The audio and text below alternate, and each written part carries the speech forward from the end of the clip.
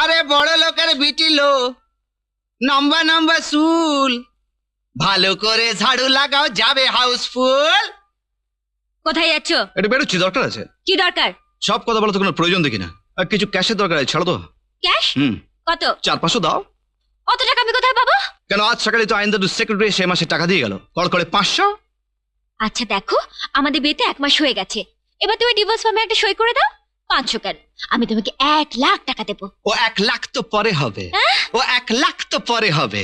আজ তো আমার 500 চাই, আর আজ যদি 500 না পাই তাহলে ওই টানা টাট না না না না ডিভোর্স ফর্মে সই হবেন না। 500 পেলে হবে? ভেবে দেখবো। তাও ভেবে দেখবে?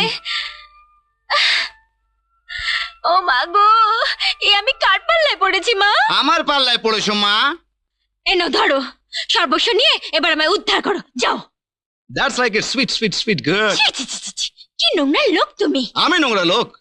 আরে নিজের দাদুর সম্পত্তি বাগাবার জন্য কোনো মেয়ে যদি ভেড়ুয়া ঘর জামাই ভাড়া করে নোংরা মেয়ে না হয়, তাহলে আমি কিসের নোংরা লোক?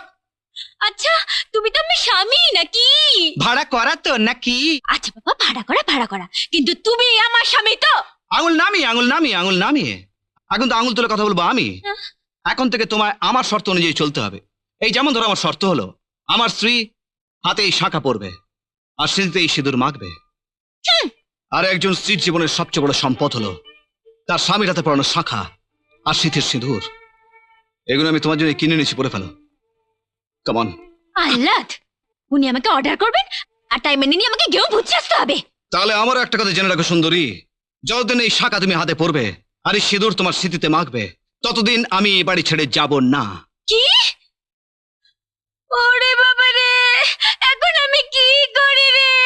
ওরে বসা নয় রে, বসা নয় রে, আরে কাম চালু রে, আরে কাম চালু রে।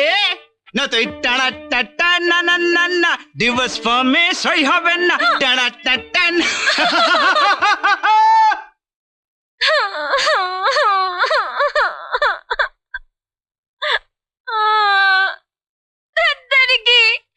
কিছুটা সত্যি কেটে হয়ে গেল।